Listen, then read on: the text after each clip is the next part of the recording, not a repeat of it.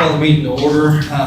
First, just for the visitors tonight, with the construction at the front door when you exit, because most people want to leave before the end of the meeting, you'll go out this door, and then there's a long hallway back here, and there's a door over on this side of the building. That door will be locked, so you'll just go out that door down the hallway. Yeah. Just want to make sure everybody knew all that. Alrighty, first item on the agenda is approval of the agenda. I move we approve the agenda. Second. Moved and second, all in favor say aye. Aye. All opposed nay. Motion passes. Next item is the consent agenda. I move to approve the consent agenda. Second. Been moved and second, all in favor say aye. Aye. All opposed nay. Motion passes. Is there anybody here from the public that'd like to speak tonight? To an agenda item, yes. Okay, to the agenda item. Yeah, the fireworks. All right, I know we have one more that wanted to speak. Okay, next item is old business fireworks ordinance. Is there anybody from the public like to speak to this agenda item? If you could just step up, you'll just state your name and your address.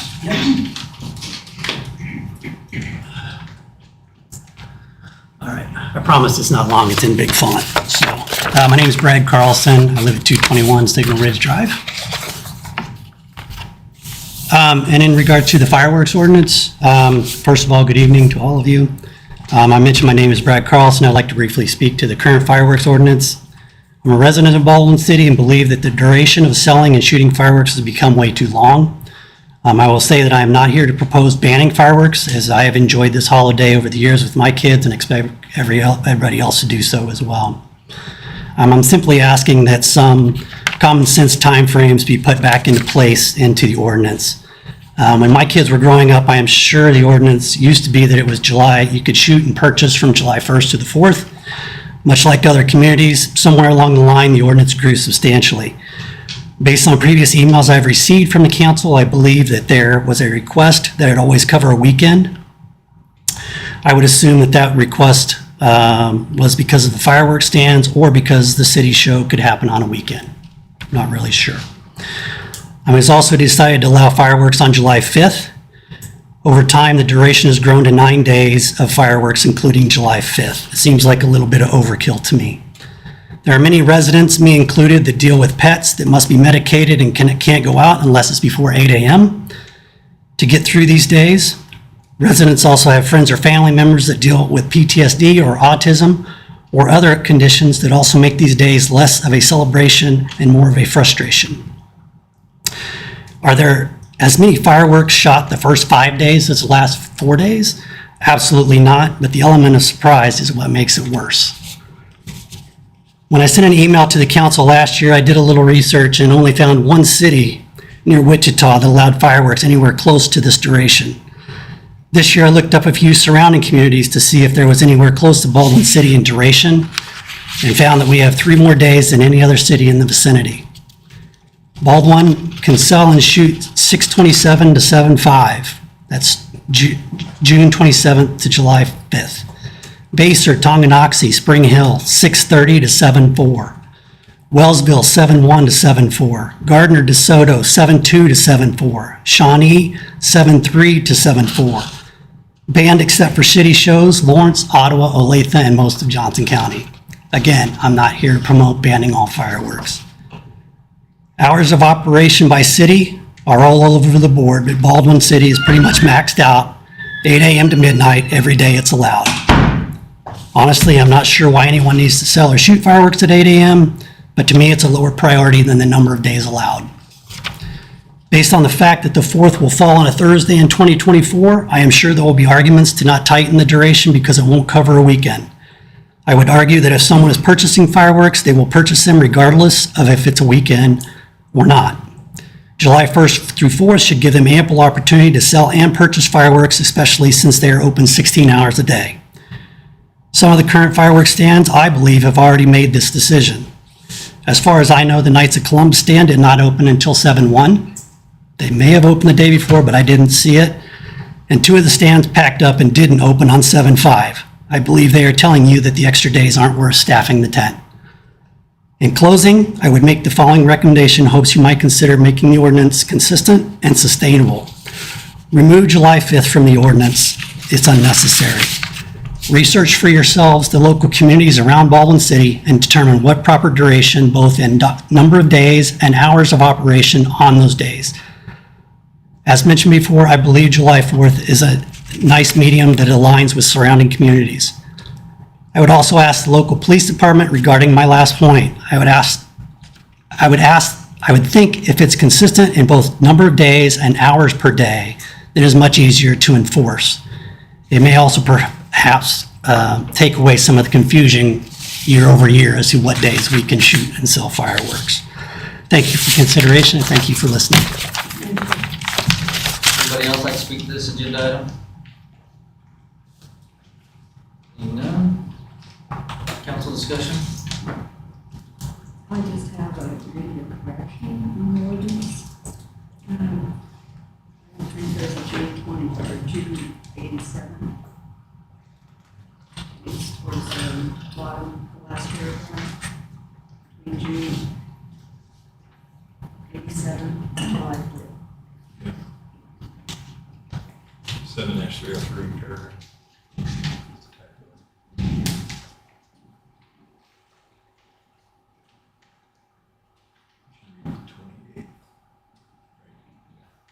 Dakota, did you see that? I'm pulling up right now. Grammatical error.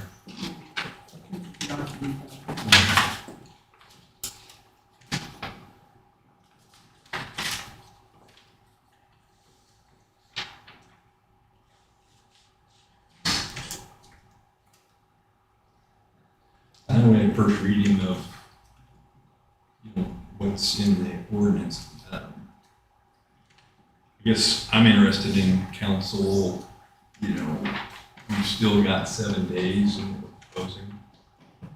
Is there any appetite to shorten that anymore?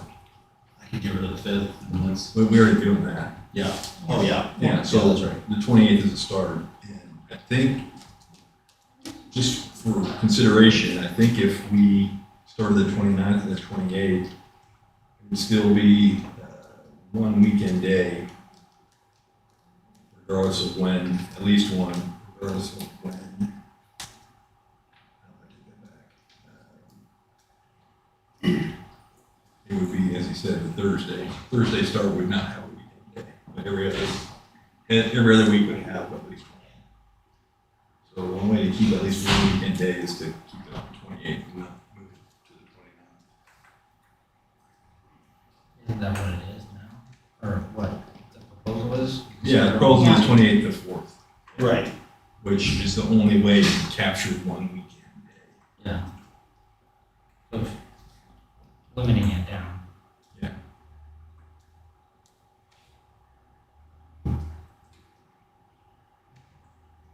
So we've got it 10 a.m. to 10 p.m. on weekdays, starting the 28th through the 4th, and 10 a.m. to midnight on a weekend or July 3rd or July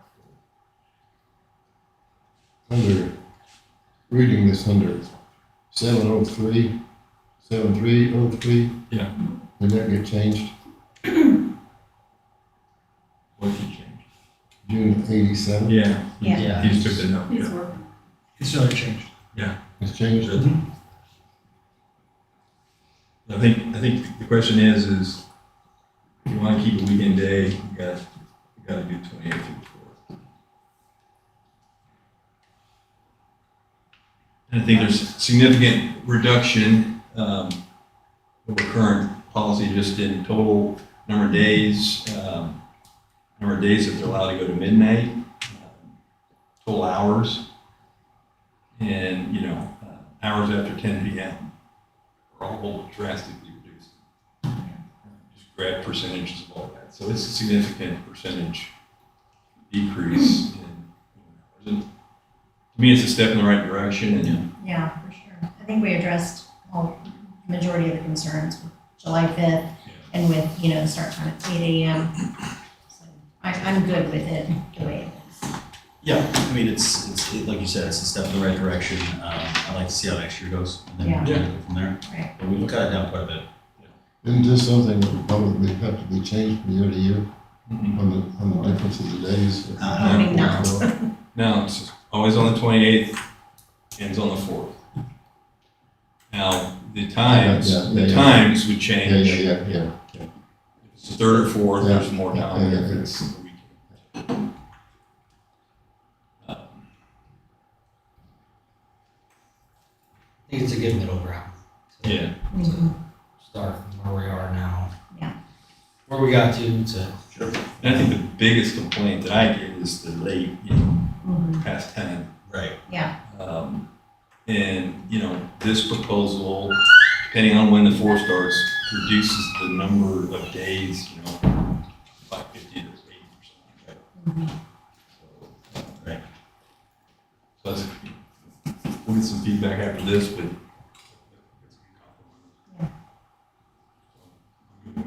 Sure. we'll entertain a motion.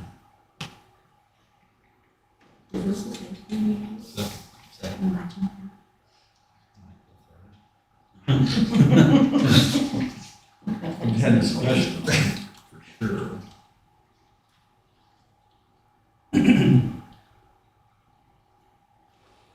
I'll move to approve the revised fireworks ordinance as presented and amended. Second. Moved and second, Jerry, Right. Susan, Aye. Corey, Aye. Scott, Yes? Julie. Yes. Motion passes 5-0. Next item, under old business, is second reading for the variance and notification ordinance. Is there anybody from the public like to speak to this agenda item?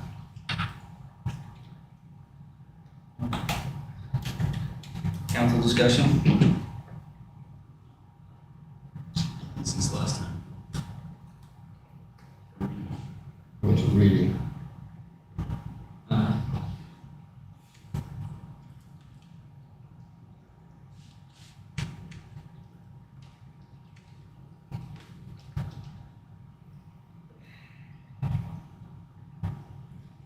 Did you, get a chance to talk to the people on the? I did, I was gonna address that the next one, but that's okay. I'll talk about it all together. I did talk to all, well, one, I did not get a call back from one. All of them said, yeah, of course. There's one that I did hear back. And I haven't heard back from them, I'm sure he'll call me back, whatever. All of them, the 4 out of the 5 said yes.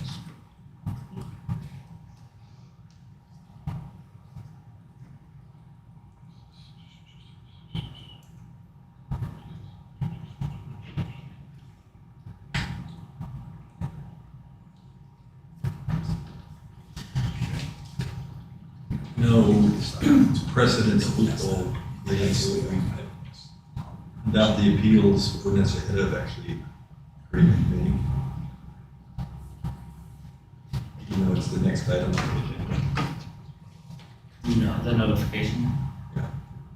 The notification, I'm assuming references the committee. Right? Yes, I Have you spelled out the notification on the notification ordinance? Does it reference the committee or It just? doesn't reference the committee specifically, it just references that the notification of the appeals process. And so that would include the committee, but what you don't want, I want to make it as broad as possible. Yeah. Because that way, we're not spelling out ordinance, the exact steps that the city staff need to take. And if it changes, the ordinance changes down the road Yeah. about what it is, it doesn't have to change both, but basically, the notice, it's just saying, the notice must be of the appeals process, which would then include. Whatever that process is at the time. Exactly. I got you. And if there isn't one, that's the process. For whatever reason. I get it. Okay, thanks.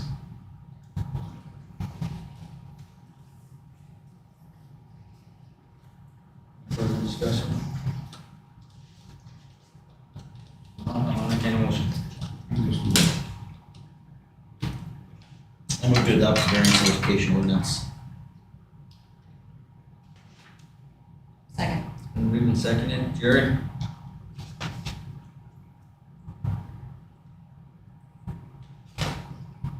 Susan? Aye. Corey? Aye. Scott? Yes. Julie? Yes. Jerry? So,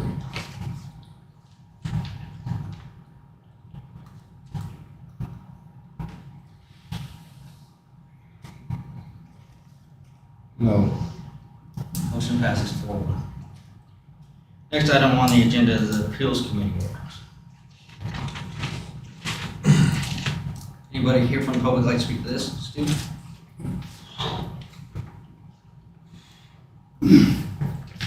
Yeah, Stu Young, Building Inspector, I wanted to, even though you already passed it on that last issue, I would like the council to know that I'm not in the business of denying building permits. In 4 years, I've never denied one yet. What we're in the business of is doing a plan review. We send out the plan review when the folks respond to it. That's how we work out the permits. So I don't think there would ever be a building permit denied around here for any reason that I can think of. But plan review is our thing. So, and I've done some research. It's a good thing, to set up an appeals board. Just about every city has one. Getting that all put into place and the procedures and the rules and the regulations. If you get into the code administrative laws and a bunch of these books, there's a whole bunch of stuff in there that's involved. It's going to have to be worked through.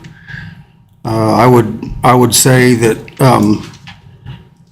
out of our 6 different building codes that we've adopted, each code, a lot of them have different procedures, different boards, and some of those, fuel, gas, mechanical, electrical, it doesn't seem like there's a whole lot of tolerance for who could sit on the board. So there's quite a few things. It's great to have an appeals board, but there's quite a few things to be looked at going forward. So the Board of Permit Appeals basically is a board of code or construction appeals. The thing that I question here is, the language of it, there's an alleged error in the application of the adopted building code is, the way that's written is a little bit questionable. It goes on to say that the board may adopt rules and regulations as it may deem necessary to effectuate these duties. So the thing that I would like to suggest, I'm gonna give you guys a handout here.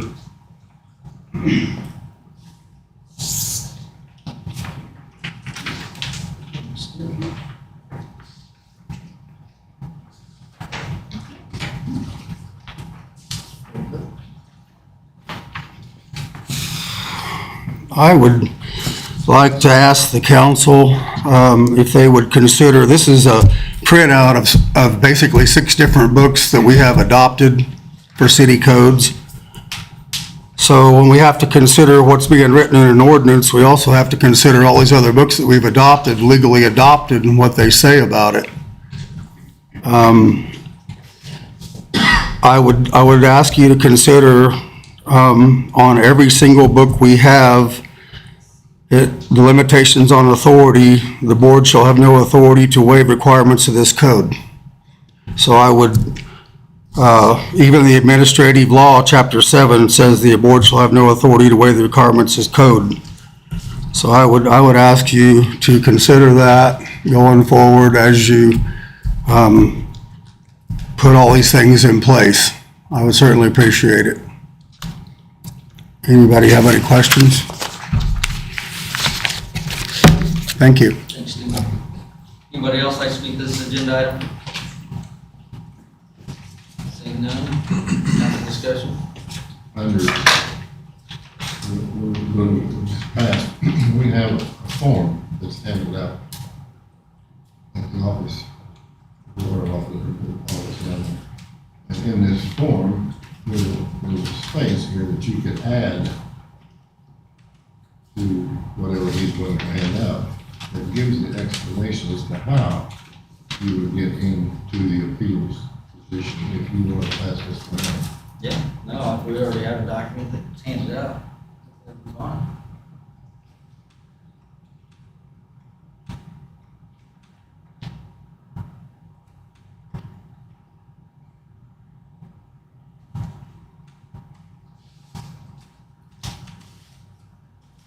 We already have a form that we hand out, but it's handed out, it's available to all contractors. Contractors that are coming in to do business, to get permits, should know what the rules and regulations are. But if you wanted to force a handout to each contractor at the time, so he can come up with his appeals, then I think this would be a proper way to add to it. Because we already have something printed.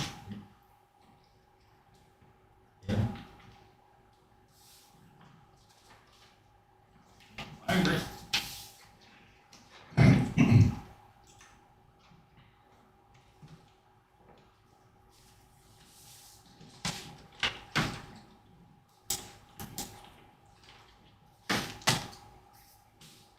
You just comment on Stu's thoughts. I always have to remind myself that whatever we do as a council has nothing to do with this council or the staff. I think the point he made is he's never done X, Y, Z, and I don't anticipate he will, but he's not going to this role forever. We don't know who's going to be, so this is really just kind of policy setting Yeah, to make sure that, everybody has access to this, and it has nothing to do with how current people are or not performing their jobs. Just want to make it very clear that's not what this is about, in my opinion. So, it's, who knows who's going to be in that role next? right. Are we on this appeals thing now? Yes. Okay, I was asked or invited to present information at the last council meeting dealing with the appeals and how they're handled and such as that. And as you can see, I have gathered 3 pieces of paper, which I will read up a little bit to you. The first one here is the Board of Appeals. It's Appendix B, and it comes out of the International Building Code. And in application, it says the application for appeal shall be filed on a form obtained from the building official within 20 days after the notice was served. So that takes care of one. Goes on down and says for qualifications. The qualifications of appeals shall consist of 5 individuals, 1 from each of the following professions or disciplines. A registered professional from architectural, an engineer, a mechanical, a professional in mechanical and plumbing engineer experience, or a mechanical contractor with at least 10 years experience. 5 of which should have been in responsibility charge of the work. Registered design professional from electrical engineering experience and electrical contractor with at least 10 years. A registered design professional with fire protection engineering experience or fire protection contractor for at least 10 years. In the rules and procedures, the board is authorized to establish policies and procedures necessary to carry out the duties. And it will go on at the end of this and say that under no circumstances will the code be changed. Compensation of members shall be determined by law. So if you have a board consisting of those people, there is a law evidently somewhere that says how much they will receive for it. The board shall meet upon notice from the chairman within 10 days of filing of an appeal. And it has to be 2/3 of the members to make something pass. Well, this one is on Board of Appeals, and it comes from the International Building Codes. And it pretty much applies the same way. The Board of Appeals consists of members who are qualified by experience and training to pass on matters pertaining to building construction and/or not employees of the jurisdiction. And it takes 5 members to do that, the 5 members which I just went through. This one here, let me get back here a little farther.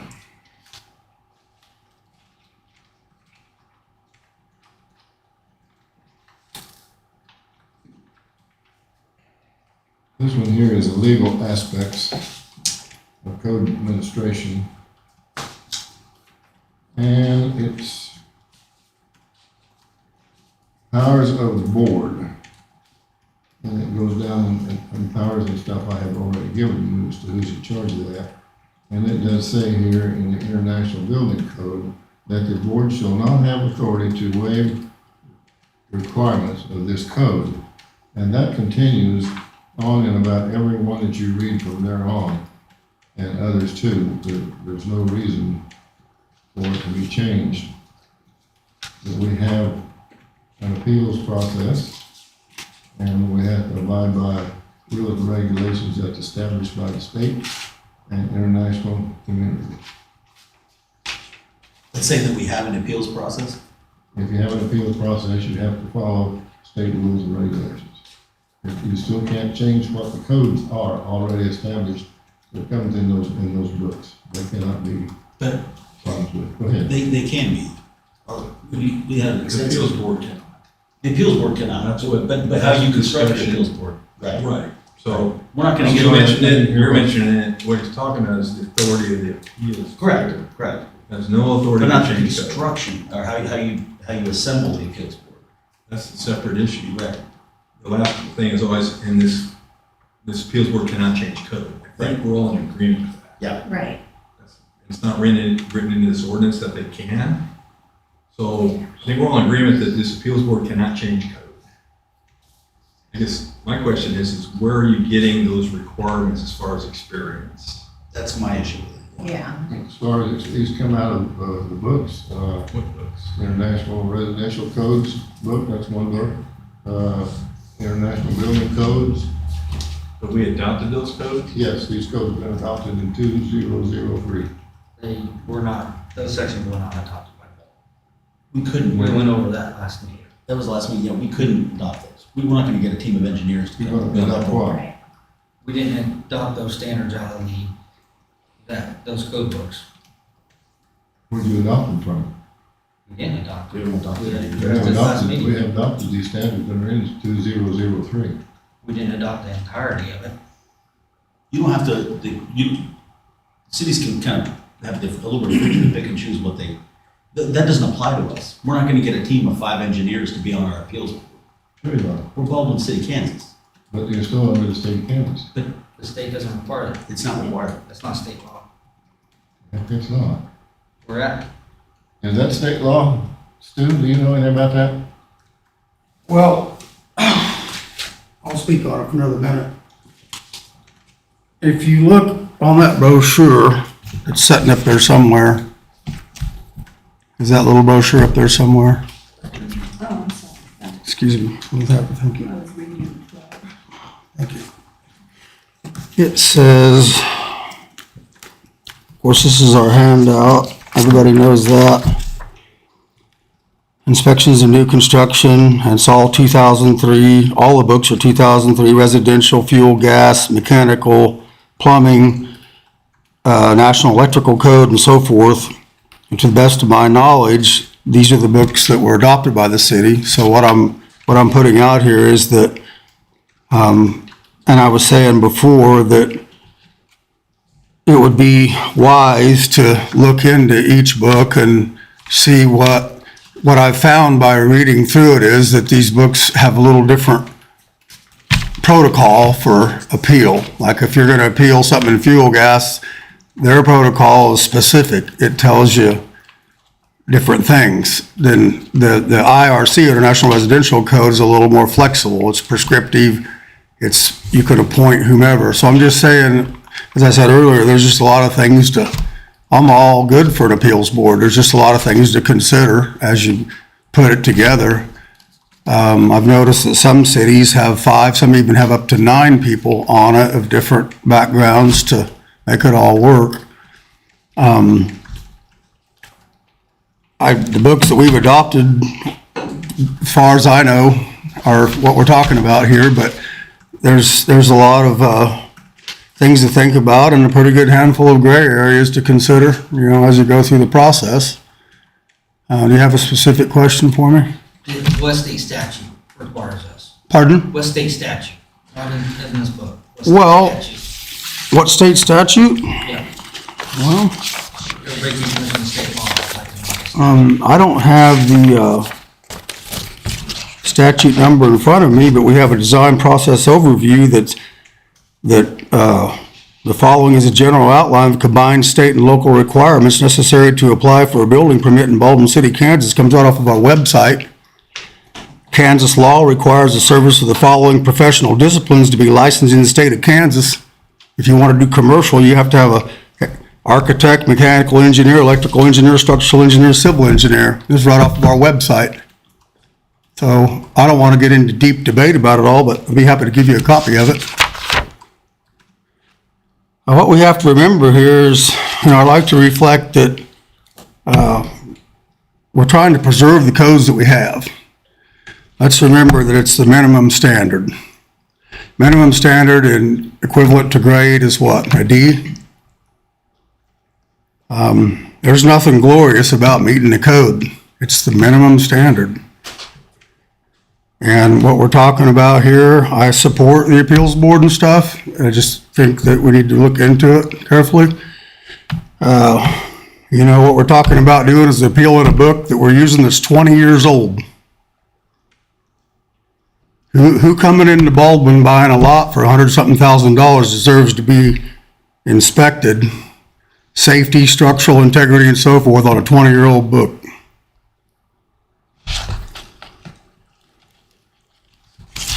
Any questions?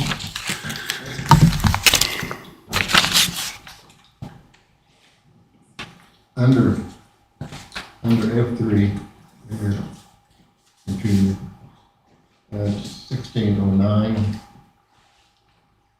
from 1609 to 1610, clear up to 1615, are not anything that's in any of the books. This is evidently something that somebody has added because these do not count in the book.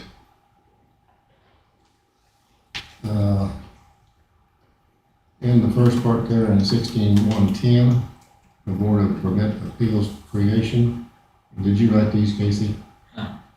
Cody, did you? Yes. There is hereby created a Board of Permit Appeals, which shall consist of 5 members, and we've already discussed the 5 members, shall serve without pay, and who shall be appointed by the mayor upon the approval of the city council. The 3 members and so on and so forth in 2/3. Well, in this NIS construction, building and construction thing that I think Casey got somewhere. Where did you get this? United States Department of Commerce. It also says pretty much the same thing about 5 people being on the board. And it also kind of stipulates that no one particular piece should be in charge or take charge of it. It would be 5 people. And the reason for the 5 people is to keep it so it is fair and there is a quorum there to vote. So what is going on here and what I'm really feeling the most is the fact that I don't feel like the mayor has any authority involving himself in this is due to the fact that he's not a bona fide builder or an engineer or electrician. With the amount of stuff that he needs to be able to make a judgment call on whether a person is doing something right or something wrong, to take away from what may be an inspector whether it be the local inspector or whether it be inspector 5, 6 years from now, 10 years from now. My only issue with that is that the mayor is elected. The mayor is elected by the people. So, I mean, That, so who would you recommend makes the appointments makes the appointments for for those seats? the council. That's what it That's what it is. says. It is approved by the But council. it doesn't give, in this, it gives the mayor, in this, as I read this, in 10, it gives the mayor the authority to remove if he doesn't like what the decision was, and I go to him and say, I don't like the idea that Stu come along and says, wait a minute, you can't do this with electricity, and he comes along and says, well, yeah, you can go ahead and do that. And I feel like that this is reading. And it also, says, it doesn't say the members that have to be involved in that board, like the ones that are listed that I've already read. You could, being mayor, you could take a zoning board, a strictly zoning board as we have now, and say that was your board and they're gonna make that decision, and I don't agree with that. Exactly what we're proposing, by the way. Is, so what, in my mind, what that puts the burden on the council, as recommended by the mayor, is to make sure that people brought forward have sufficient qualifications, and that's where we're gonna have, I guess, an issue, but sufficient qualifications that the council is okay with to put them on this multi-faceted commission, which would be planning and appeals. So is your concern about the mayor's recommendation for appointment, or is your concern about the mayor's ability to move? I'm concerned about the mayor's ability, whether it be this mayor or any other mayor, having We're talking about the mayor, whoever it is. the mayor, having the authority to be able to change what the inspector may decide to do. I don't have that authority. Yeah, that's not what I asked. So the mayor, all the mayor does is recommend people for this commission that the council then has to approve. And then the mayor's not That involved. would be. Then the mayor's not involved in any of the appeals that go to the commission and That get, would be as it should be. okay, He would, that's, we would find people, they would come forth and we would interview them. yeah, Same as, same as putting somebody on the zoning board now. right, That person has to come before the council, be interviewed, and then we tell the mayor to add one. that's what's being proposed, I believe. That's right. That's what's written right here. But just, I feel like it doesn't really make any difference, because through all this stuff, and Stu just evidently clarified, it doesn't really make any difference what the mayor would do. He can't change any of the codes that's already written. Mayor can. So we're not discussing that. You That's can't- beside the point. That's not the topic. We've agreed that this commission is not, appeals board does not have the ability to change code. That's what we're talking about. Everything else is not relevant to that.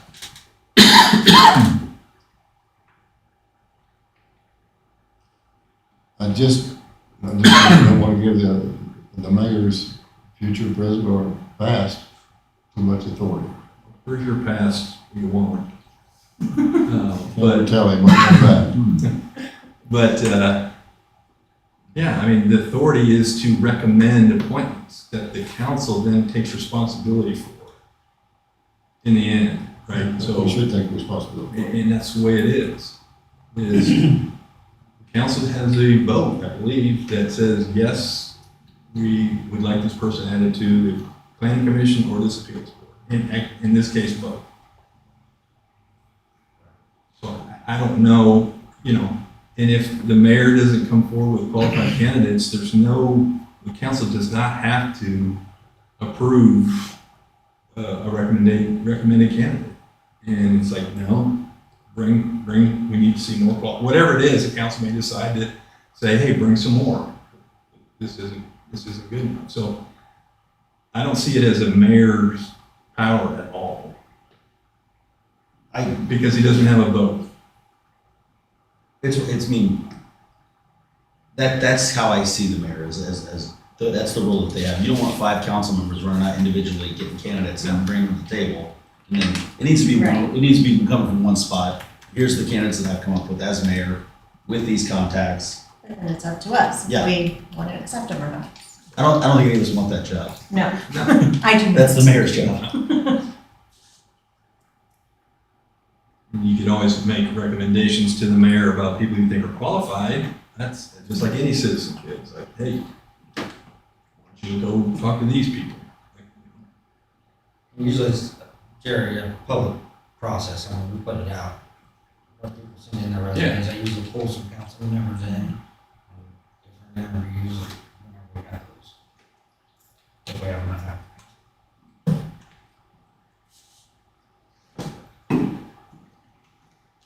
I have a question, it's kind of probably a little off the topic of what you guys been talking about, but does there have to be a 2/3 vote of the board? Yeah, 2/3 would be the. And is that of people that are present? Correct. Or the whole thing? I think it's- Because I discovered that there's not always a lot of people that come to the meetings. Yeah, that's the majority of it that's present. They have to have a quorum. Okay. But So the quorum's 3, and they could pass on a 2-to-1 vote. okay, but Scott, is this gonna follow the same? Wait, I'm gonna make sure we get Julie's question answered. Does that make sense? yeah, so there would have to be 3 people present. Yes. Otherwise I can't. Yeah, you can't. Yeah, yeah. Okay, so it's Just like a council. This, Okay. this being a different situation, does this fall in the line that the mayor still has a line to vote? If there's a 2-2? Mayor always has. a- Yeah.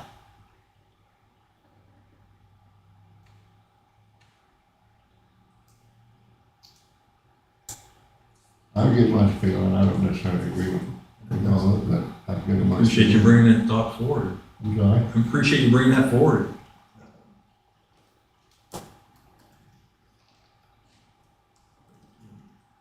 Don't expect us all to have consensus on every issue.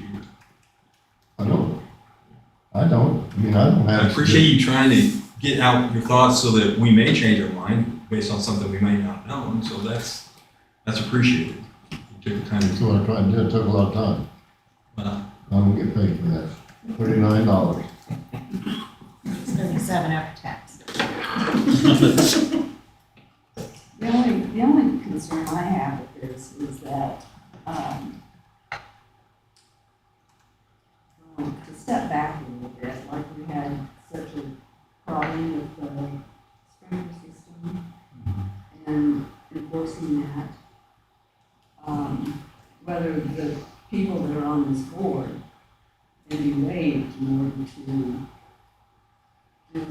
it other than the way it should be done. Can be what?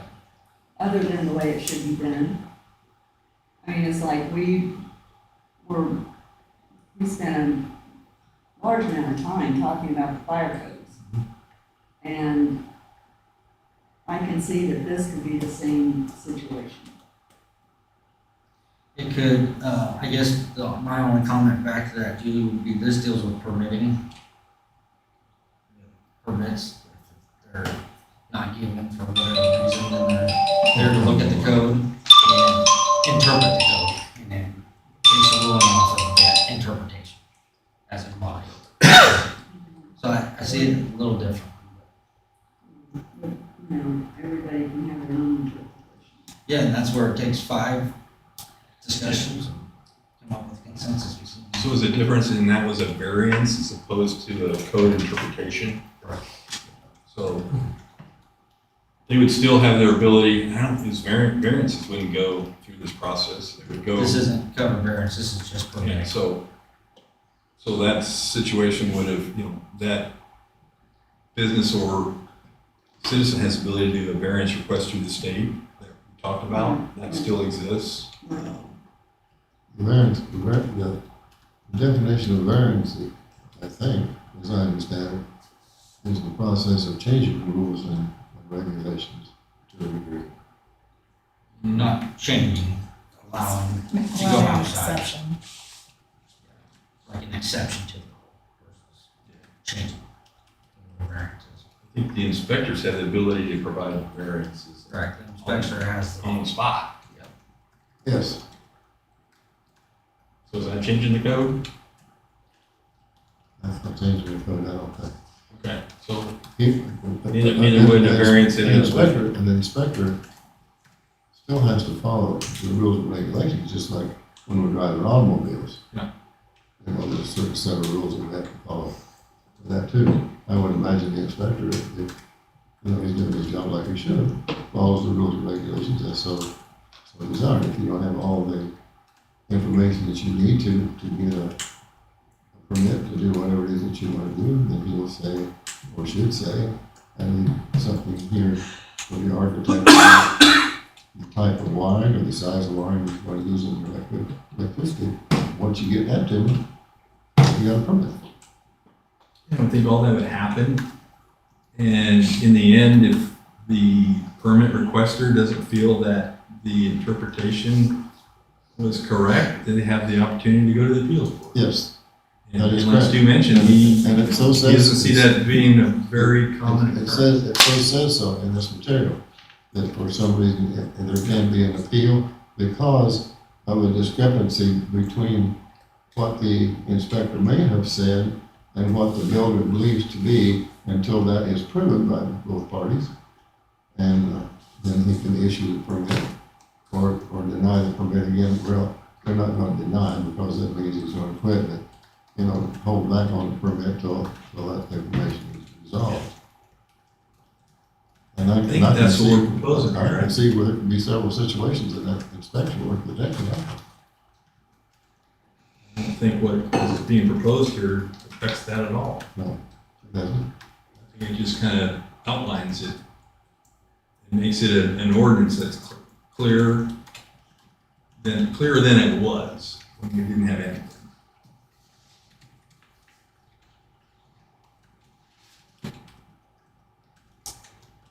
Put it out there. With that said, I move to adopt the appeals committee ordinance as presented. Second. Move to second, Jerry. I'm not going to go yet. Susan. Aye. Corey. Aye. Scott. I'm waiting until after Jerry goes. It's a standoff. I'm a yes. Julie. Yes. Jerry. Motion passes 4-1. Next item on the agenda is the industrial revenue bond for Heritage Tractor. Is there anybody from the public like to speak to this agenda? Seeing none? Council discussion. Glenn, actually, do you want to kind of present to the council what this is about? Real quick. Okay. Remember a couple months ago, we passed the resolution authorizing an industrial revenue bond for Heritage Tractor, a new addition up there. And we focused on the sales tax because when we passed that, it's sales tax exempt. However, the other piece of the industrial revenue bond, which you did not talk about, is property tax. Under our neighborhood revitalization program, you get a 5-year tax rebate on new construction. The IRB actually does a little better than that. It's a 10-year tax abatement, and that abatement is all the taxing bodies, the city, the county, and the school, the local school taxing on that. So the choice for the council is to complete the IRB, which is in process, which would give them a sales tax exemption. We also have the ability to do a 10-year tax abatement versus the NRP, which is a 5-year rebate. You cannot do both. You can only do one or the other. So that's the choice before the council. We did not address that at the last. I'd forgotten about the IRB, but their consultant who was working with them reminded me of that after we passed it, and he said, we need to clarify whether that property tax exemption is also going to be included with the sales tax exemption. So I said, okay, need to go back. We did discuss this with the finance committee, I think last Friday. We brought this up and kind of went through the options just like we are right now. So that's where we're at. That's why I need to bring it back, because we need to complete the IRB process with Heritage Tractor. And this is, the tax abatements are just for their new construction on a new building now. It's not their entire complex they've got out Everything that there. was constructed before is not getting taxed. No, anything. It's just, so that, yeah, the choices you want to stick with, which they'll apply, I'm sure, for the neighborhood revitalization. Or we can make this just a strict tax abatement under the IRB versus the NRP. So you got to get all the acronyms straight first. So Can anyway, you clarify, I'm Go sorry, ahead. Yeah. can you clarify what you're asking the council tonight for? yeah, it's where we want it to 10-year tax abatement under the IRB, sorry, versus just the 5 years, which I'm sure they'll apply for. Is it another resolution that we'd have? No, it'll be part of the completion of the process. We passed a resolution authorizing it, but then there's more to go. IRBs are a little more complicated than, Is the NRP a 5-year abatement, or are you saying? the word it's a abatement? rebate. Okay. So, yeah.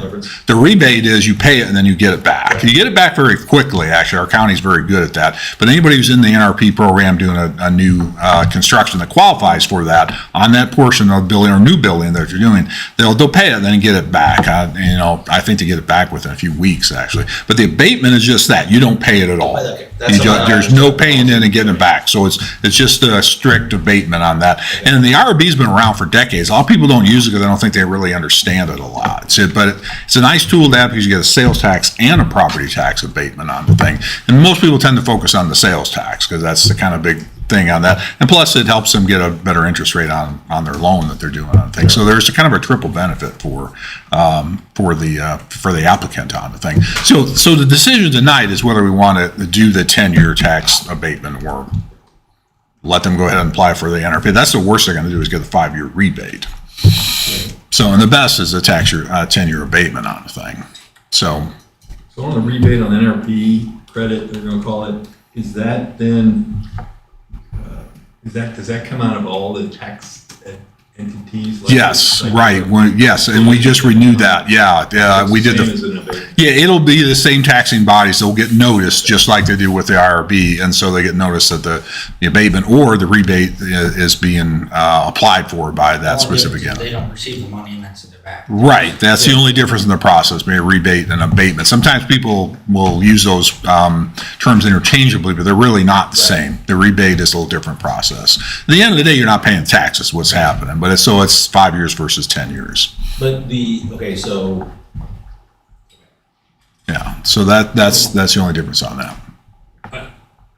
I thought we were gonna look at just the sheer dollar delta between sales taxes in both, right? They're either sales tax and NRP or sales tax and this. Well, the IRB has a sales tax exemption in it for the building construction on there. We passed that, and we did talk about that. Right. So Yeah. the question is either the 10-year abatement or the NRP The rebate for 5. rebate. So, Yeah. and there'll be a different dollar amount Yes, that's coming out of the tax base. correct. I thought we were gonna take a look at what that was. Is the motion here to go investigate that before we approve it, or do we need to approve it before we go investigate what that would be? I think we can do it that way. I mean, if you're interested, then we can calculate that and see what it I is. think the Yeah. council, you were talking, Right, sales tax, credits and abatements. It's kind of meaningless until we talk about what the dollar impact is. Right. Is it, and we talked about this, is it $100,000? Is it yeah. $1,000? It's closer to the, that's good. Right. And I think we know that. Right. But I think as a body, we all. Right. At least try to understand that so Right. that we make a decision based on it. Yeah, didn't Yeah. Ben, I thought, and the finance committee say it was around 13,000 difference? So we plugged in the numbers based on. Yeah. Yeah, we kind of did it there at the I meeting. guess what I would ask is that information be validated. If that's true, Right. we can use that tonight as the decision Yeah. point. And I'm fine with that. It just I wasn't just thought that included. was the number. We kind of saying. did I think it that's back what we did. down. yeah, Where'd you Quick. get, where'd you get that figure at, 13? We looked at property tax value and, what a 10-year abatement would be on that and our share of that, the city's share of that, Is it covering the new building? just a new building. Just a new building, yeah. But what we didn't look at is what that's for the tax abatement, right? That Was was that the the difference delta? between the Okay. NRP and the Right. tax abatements we came up with. Over 10 years, so. So what's the total on the new building as the old? I think the new building, Stu can correct me, was around 1.2 on their permit. But the old one doesn't fall in this, no. No, the old ones, yeah, that's, yeah, they don't get any rebates on that. So is it just like grid to where, they give it, everyone gets a notice, and then so what does the council need to do? We don't need a vote. You actually don't need, I mean, if you want to go forward with it, just let me know, and then we'll do that calculation and show you the difference But between. what I'm saying is the school district's not gonna vote. You don't wait on a yes from It's all just like- minority. No, what they do is they get notice and they have the ability to object to it, But just like the other But the ones. city doesn't. We have to vote, or we have the same reaction as everyone else. No, that'd be, Same well, ability it would be to- odd. I mean, you're passing it, you could What you're theoretically, saying is, can they go forward without the council passing Do it? they need any action from us? not immediately, but I need to know it, because the end of the process in here, there will be a choice that they will have to apply for that abatement or not. I guess what I'm really getting at is it contingent on the school district? No.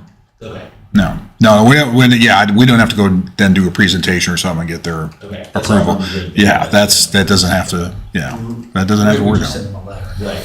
Yeah, actually, they get notified. Yep. Days to object, right, they don't object. Yeah, that's right. Yeah, they get a short appeals, the notification at a short point where they can't object to Okay. it. I couldn't, Yeah. been a while, I couldn't remember how that went. Yeah, this one kind of works the same Still way. have to notify them, just like we're. Yep. just like we're- Yeah, it works the same way. And then they Yeah. object, and then- Right. and that would affect the process, then if they objected, that is. Yes, and that's they have the ability to do that. Because we can't abate somebody else's taxes without the consent. What's that? You need an answer for that? I need a direction when I go, if we want to look at the calculation, or we just want to, say we want to go forward with that, because they'll need an answer as they go through their IRB process with their, Is your calculation close enough, you feel? I think it's, yeah, we looked at it, I'm comfortable it's within, Why don't you just go with your calculation? yeah, if the board or the council wants to consider that, I'm good with using that, 13,000. I think that was about the difference, yeah. Well, it makes no difference either way, whether it's a 2,000 or up or down. Right, so I'm good with, So what's but you weren't in the meeting, so you guys have to be good with that number as well. Right. So what does that number mean exactly? That's the extra, so they're already gonna get the 5 years guaranteed under the, For the sales tax? no, for the property. For property tax. For the NRP. Yeah. Okay. So that number, the 13,000 we keep referring to, that we believe is correct, is the extra 5 years extra on the IRB that they can't get. Because they're applying for an IRB. Or keep. They're not even. That changes. So over the 5 years, that would be the financial impact. Yes, so that would be revenue Or financial. Right. the city would not get over that period of time. That changes on a yearly basis, does it not? So how much? Yeah, with the assessed valuation. Assessed valuation. Yes. So it could be 13 this year and 15 next year, What's the NRP? How much do they already want? or it could be Right. 13 this year and 10 next year. It costs the city about $2,500 extra a year for them, but it's a conversation of growing industry and involvement. That's the same as RID, same as NRPs. It's sacrificing those tax dollars to gain growth. So Julie asked a good question, I want to make sure this gets out there, we talk about, it. So the current NRP, it would be, it's 5 years, it would be equal to the 13, so is this doubling from 13 to 26, basically? Essentially, So basically, just take, it's the same type of exemption, but it's a credit. Effectively, it's the same amount of money. One's 5 years, what they're asking for is a 10-year use, so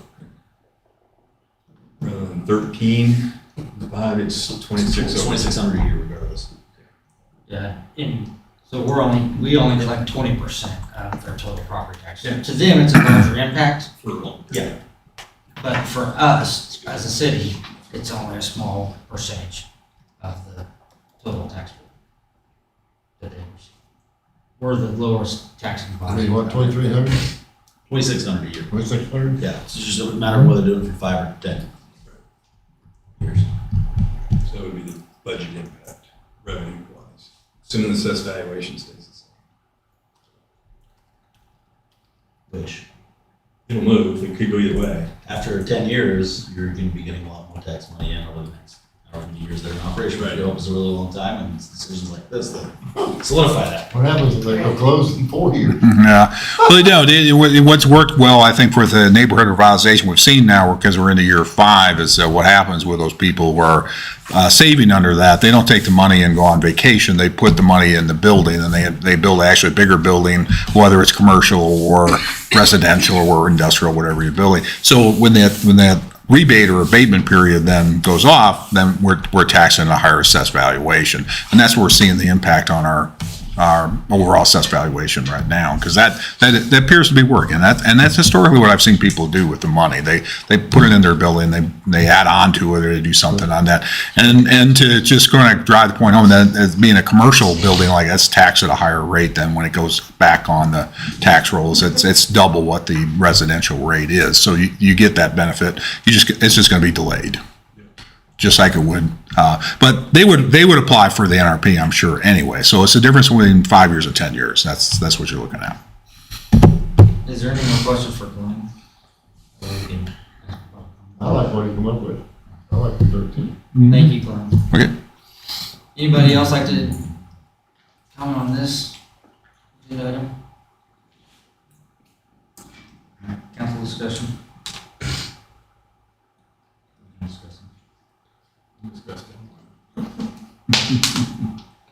I'm fine. I guess I don't understand why we should, allow them an extra 5 years. Well, it's an incentive to, one, help out a business that's located in Baldwin, keep them in Baldwin, show them that we're a partner here in Baldwin. And like Glenn said, a lot of times that money is reinvested. So it's money that they're putting back into the community. We invest that at 3 to 5 years.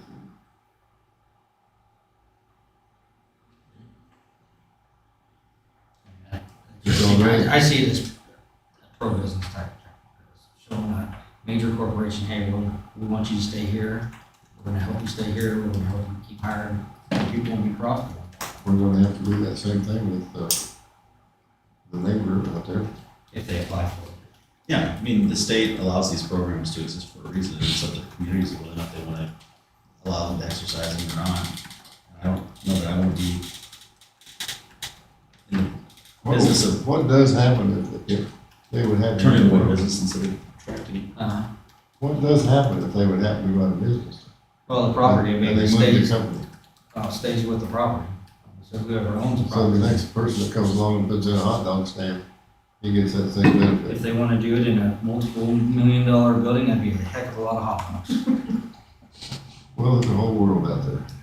Maybe they're manufacturing. Who's saying about it? Yeah, I think Corey made a good point. I think if we don't do this, then obviously it gets out there that, we may not be pro-business. Right? Because other communities do and we don't. It can be a decision factor potentially in attracting commercial businesses. So I think for the amount that this. I'd like to see some commercial businesses come in, some more commercial businesses Yeah. come in. So that's the point. Where do we put them? This is how you do it.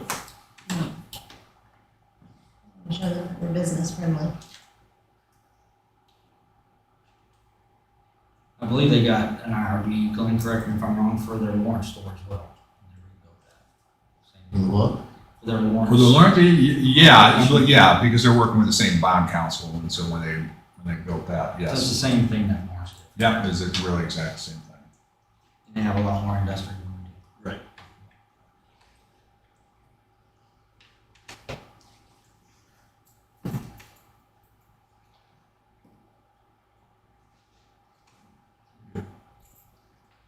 Should we vote on Move to authorize the city's bond council to do the cost benefit analysis for the Heritage Tractor IRB. Second. it? Been moved and seconded, all in favor say aye. Aye. All opposed, nay. Undecided. So, what is that? Sustain. That's a term that I was like, Abstain. Jerry, you're aye. What? You are aye? Yeah. Okay. So, 4, 1 abstain. Okay, next item, mid-year bonus. So we're bringing this back, I'll hit on this real quick, because there was some confusion from our accountant. And Amber, if you want to kind of address the council on what you guys are looking for, so that way we get it correct this time. So she needs to know, we're assuming all full-time employees, but on the part-time, is that for the summer help? Is that for, when this happened in January, that included like our crossing guards that were active at that time. Now we have our summer crew, so we just need to know who to include in this. And Glenn, do you have anything to add into that? Well, typically we do the Christmas bonus, wherever we do include everybody, full-time, part-time. I think this was meant to be a little bit different though, rather than giving a higher rate of, pay within the beginning of the year, we're gonna do a bonus that's based on inflation. So it's a little different process you're using here, a little different thought. I had not thought until Amber brought it forward about part-time employees. So, if anything, I don't know if you'd want to go with the amount that you give your full-time employees, but something in there that's, prorated to whatever that is. I think we'll probably. Part-time relative to a full-time percentage. Yeah, whatever that percentage would be. Because it's meant to be a raise rather than a bonus, How many part-time we got? Oh, we have a whole bunch of them in the summertime. We have a lot of seasonal workers. But that'll be based on a full year's full-time hourly thing. So if they're seasonal, they'll be prorated clear down to. And I know last time you guys asked for it to be included in their check. Josie did say that will kind of alert capers. So if we could do that as a separate check, that would be better, if that's possible. And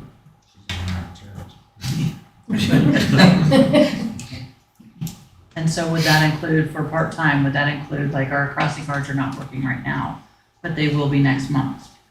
That kind of thing with our I part-time. think from what I'm hearing, would be that everybody would be prorated out based on the hours they work for a full year. So if they're a 10-hour employee or a whole year, then, prorated out of that $650 down to whatever it is.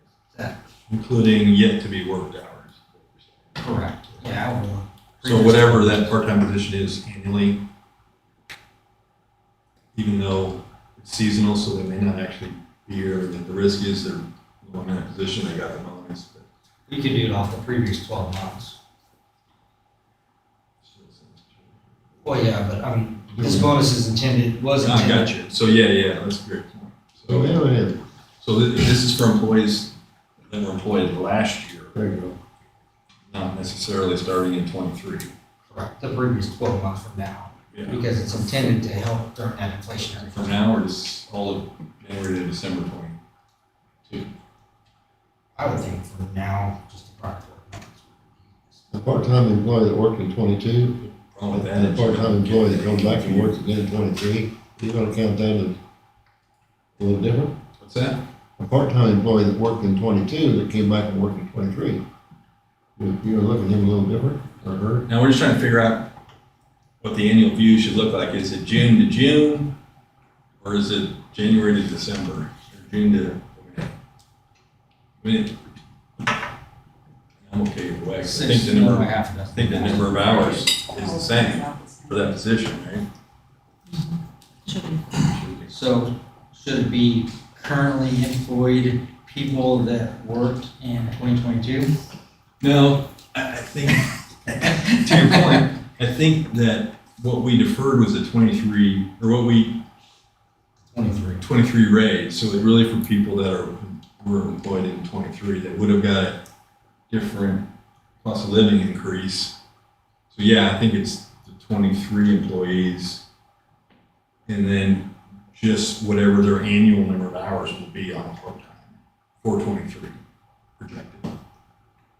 23, the year 23 is the people we promised it to. Right. Does that make sense? Nora? You're shaking your head, yes, but But you're you're not saying Are there bonuses paid twice a year? No. It's just once a year? This is special. I just, So, are you good? I think I'm I think I'm good. I have the list of who we did last time.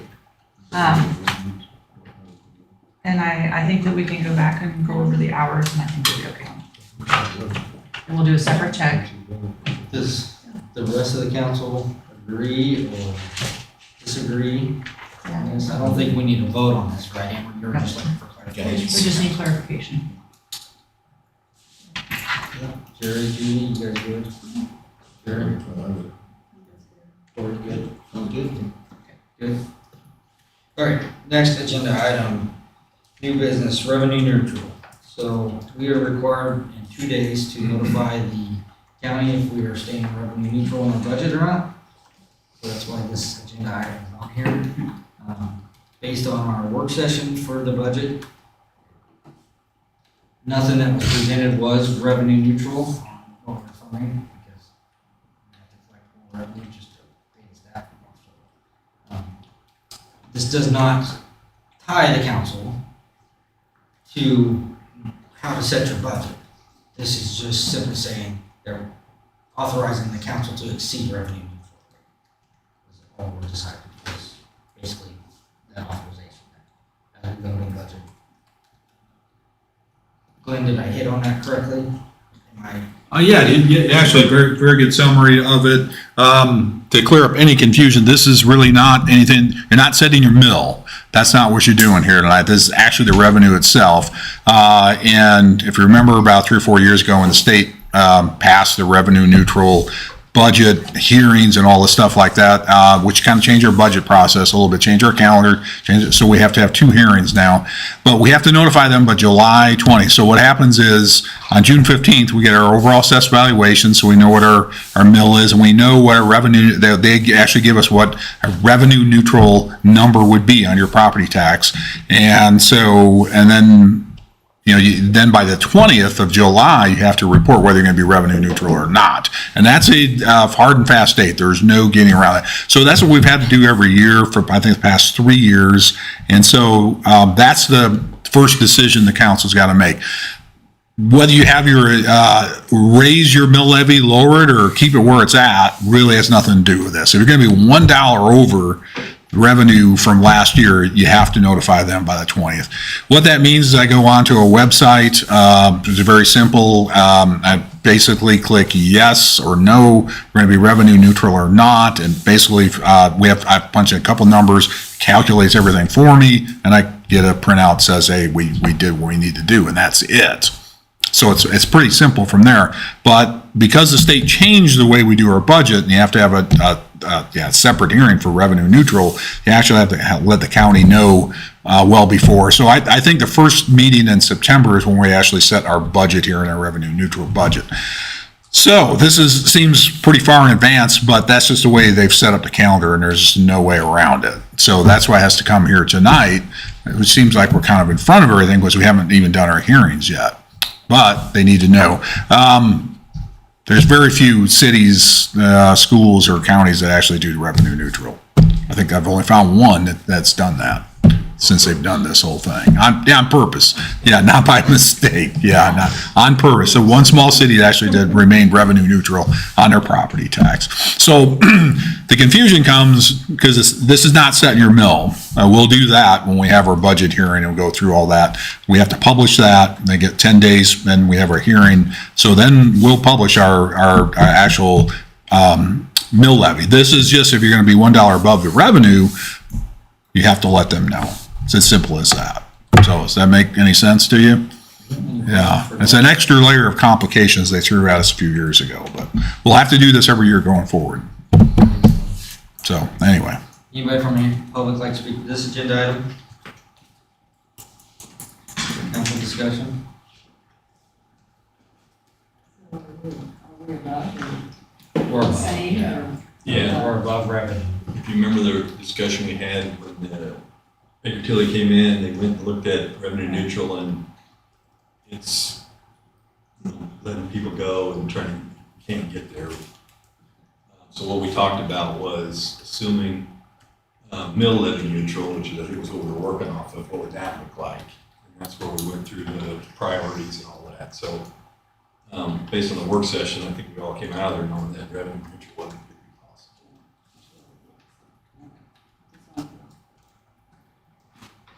Glenn, I assume you need a vote on this. You need a motion, yeah, because then we have to go make that official with the county in 2 days. Motion. I move to inform the Douglas County Clerk that the City of Baldwin City will not submit a revenue neutral budget for the fiscal year 2024. Been moved and second, all in favor, say aye. Aye. All opposed, nay. Motion passes. Next item is the historic district. Is there anybody here from the public who'd like to speak to that? If I could, yeah. I'll be earlier next time. Yeah, thank you for the opportunity. I wanted to come and, Dave Hill, address is 328 East 1400 Road. Just here to support the idea of downtown Baldwin having a historic benefit district. And I'm here to represent Mid-America Bank, Baldwin City Economic Development, and myself owning some properties down here. I've used this program on individual buildings in Baldwin and other places, and it's worked real well, and I'd like to have the rest of the downtown area share this experience, because it's all been, are there extra hurdles to jump? Yes. Or is it all positive and great and easy? No. But is it worth it? Yes.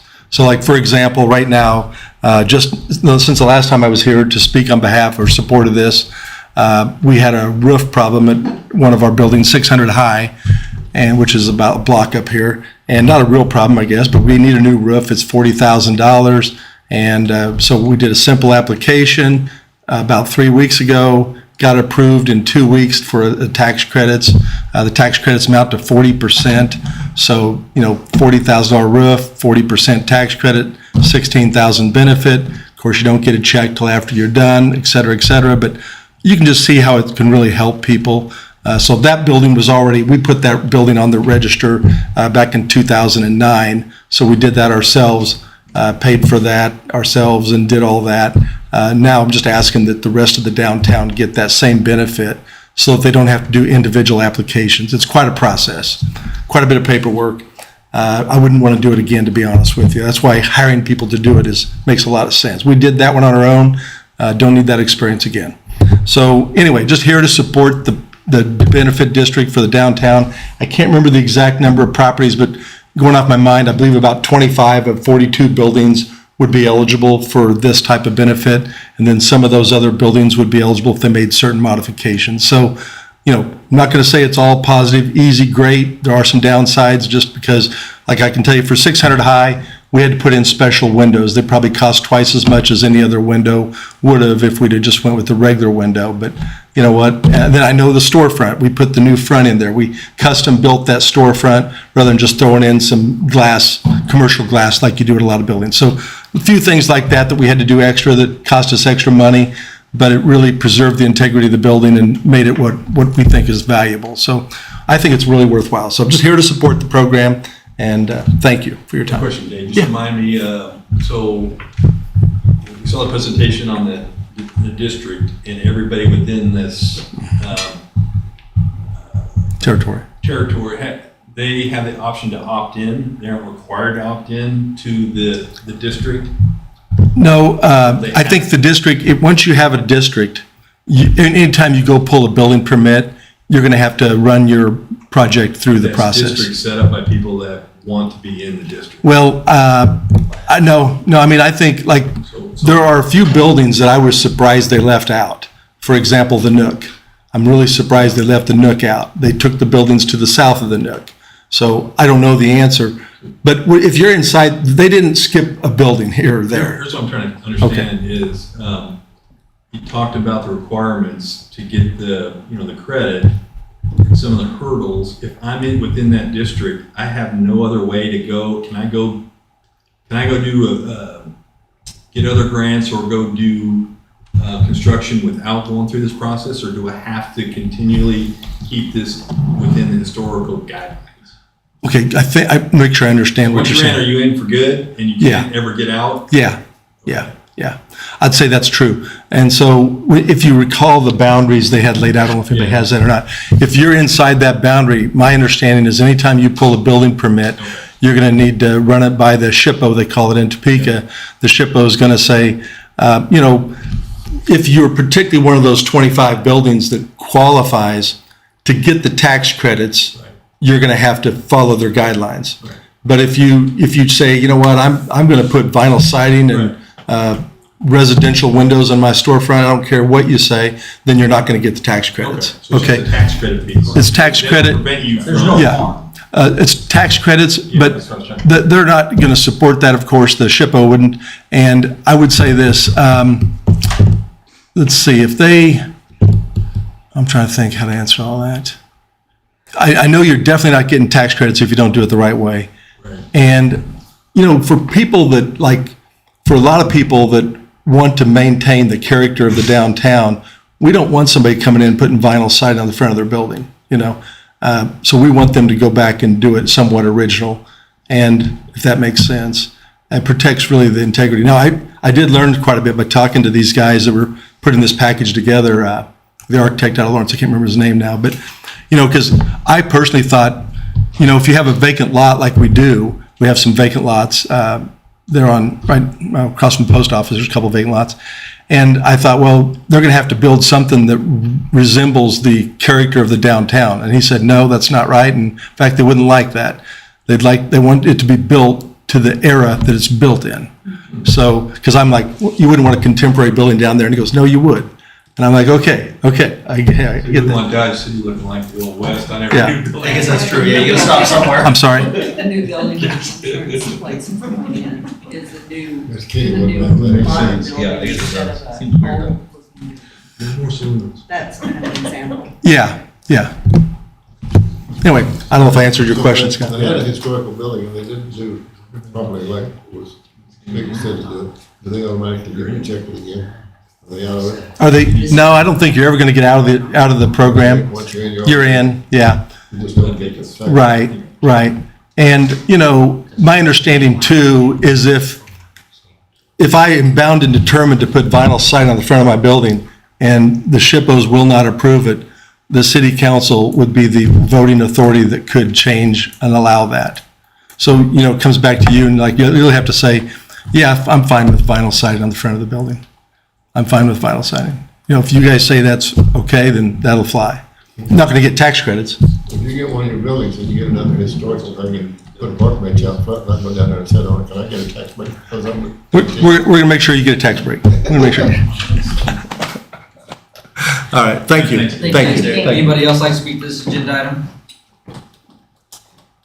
If not, council discussion, and just to clarify, tonight, we are just deciding on putting out an RFP for the application process. So the lines that we saw from Stan come back, I've heard rumors that the church wants to be in there, different buildings want to be in there, so we're going to still have that final decision. This is just putting out the RFP for the application, right, Glenn? Yeah, I actually have three ways to go. I mean, the Stan Hurley and Associates, they were the ones who were the architect who did the original survey. That's step one. Everybody who's thinking about a historic district has to go through that. That was paid generously by the county to do that survey, so that work is already done, so that's why we're here. Stan has done a couple of presentations, one for the council and one for the general public, which was back here, which is very, very well attended a couple of Mondays ago. And there was a lot of downtown property people here, so what happens next is you can do nothing and just stay where you're at. You say, well, we're not interested in going forward. You could negotiate something with Stan and his outfit that already did this and just say, we want to go to the next step. The next step is submitting a nomination to the state historic people there in Topeka. That's what you're trying to do. And once a year, they hear all the proposed historic districts and they make a decision whether you're in or out.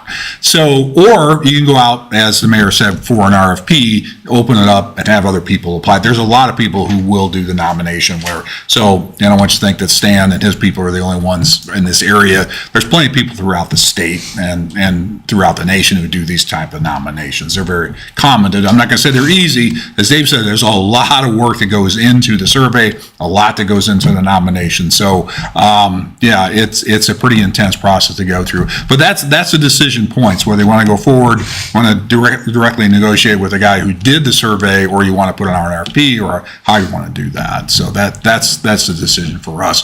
And it is all based on incentives and benefits. Like I said, the tax credits are a big thing, 40% for the state.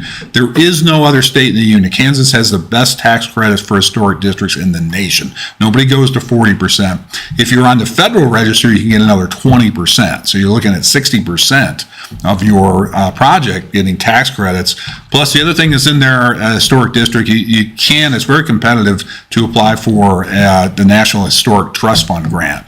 Or, yeah, I think I said that right. You get up to $90,000 for that. And the state gets X amount of money every year. But that's a very competitive grant to get. When I was up in Seneca, we did get that one year for the Pony Express Museum up there. I still think it's at $90,000 you can get up to on that. So there's a lot of benefits to that.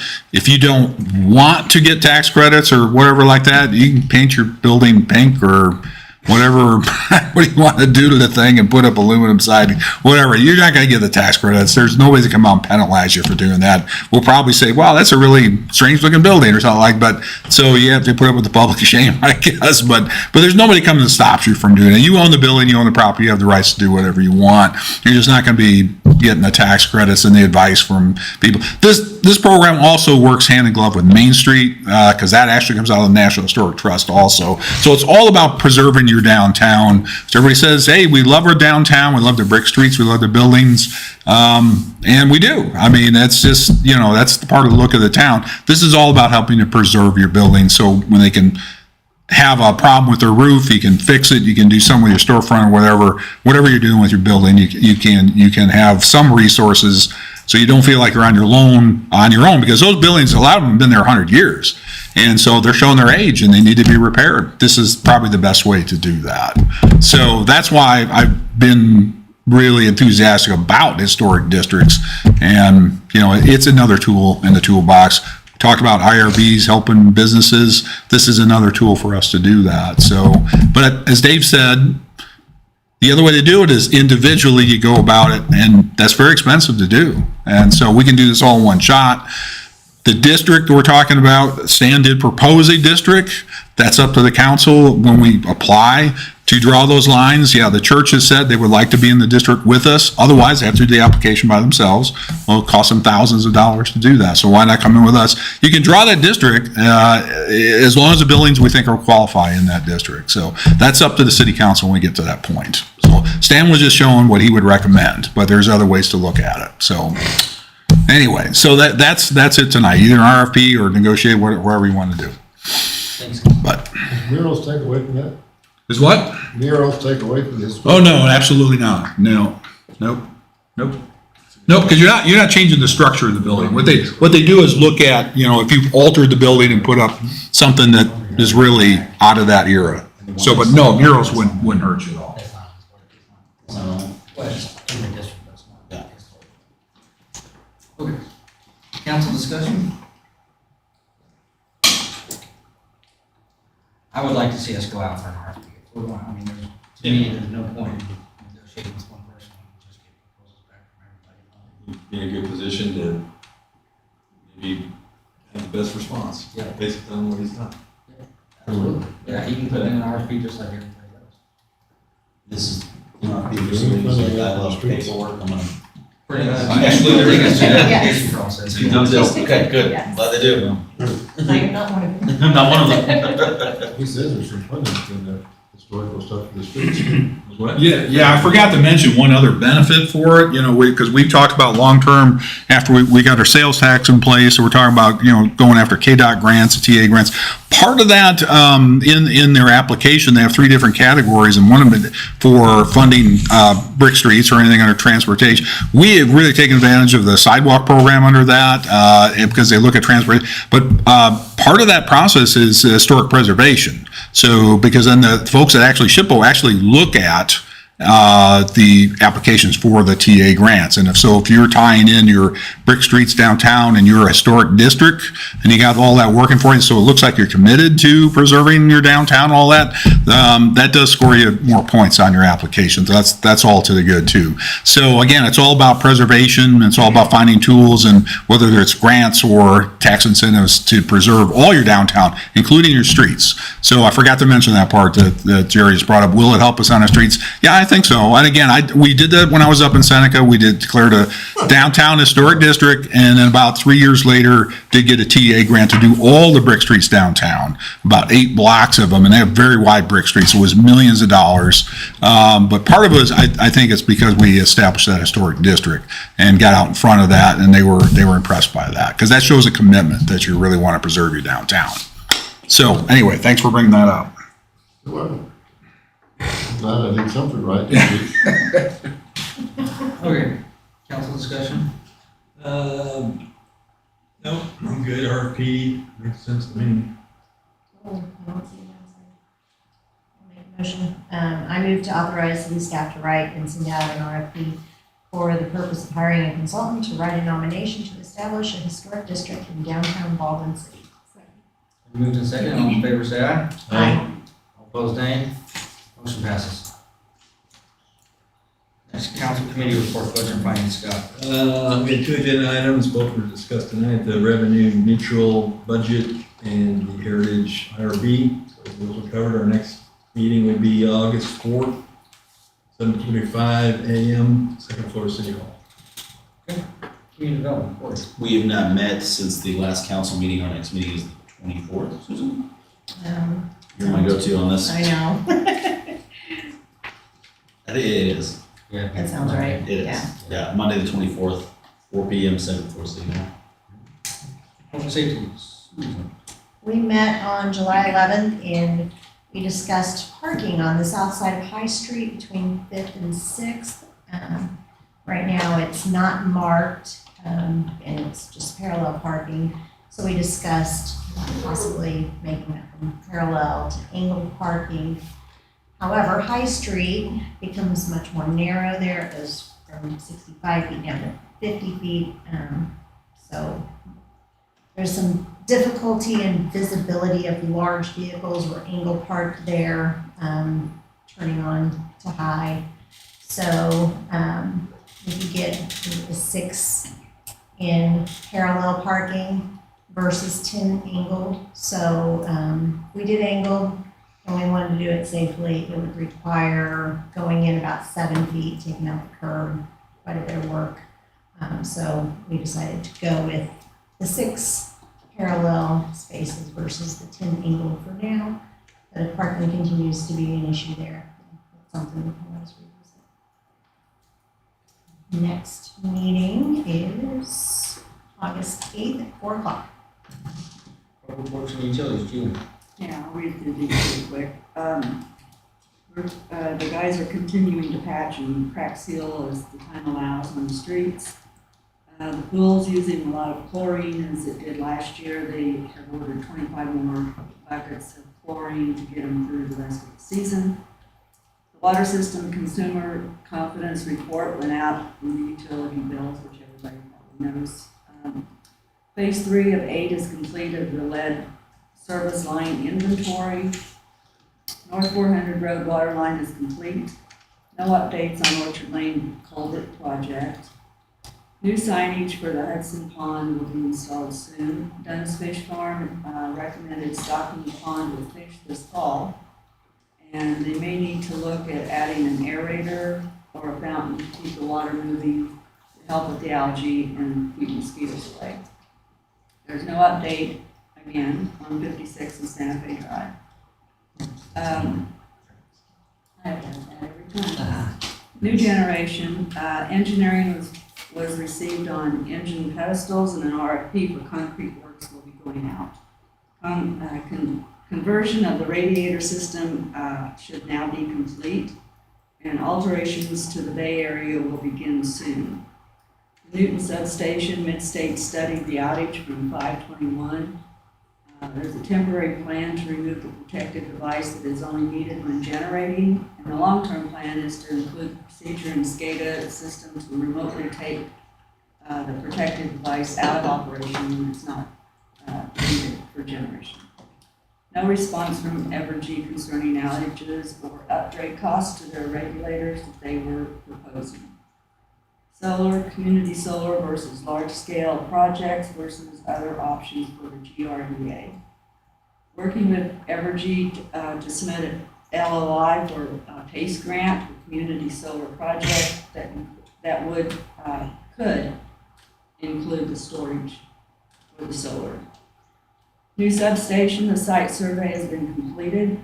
Meeting with Mid-States to discuss footprint and positioning of substation within the property lines. And our next meeting is August 10th at 9 o'clock. When could we get an update on the Heritage Crosswalk by next meeting? Yeah, I know it sounds strange, but it's actually, last time I talked with Jason, KDOT's waiting on him for something. So he apparently is the bottleneck on this. Last time I talked to him. Because their VEG was supposed to be doing that traffic study here. Right, they're waiting him to complete that, I guess, or whatever. So, It's been a while. yeah, so I can talk to him again about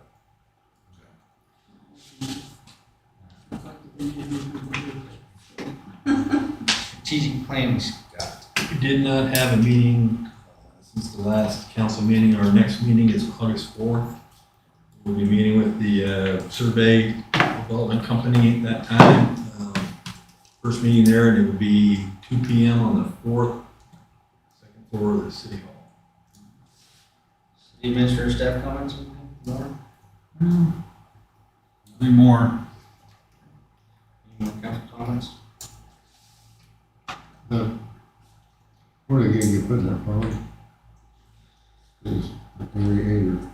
Aerator to keep the algae. Oxygen, that keeps oxygen in the water to keep the fish alive. Yeah, that'll And help the too. algae. Yeah, that'll help too. When could we also get an update on the Brook Street updated costs for CDC, so we can Yeah, absolutely. talk about that? What? The updated cost for Brook Street for the lot, you were supposed to give us some more updated. Okay, I'll entertain a motion to adjourn. Move it, and- Been moved and seconded, all in favor say aye. I All opposed nay. Motion passes to adjourn.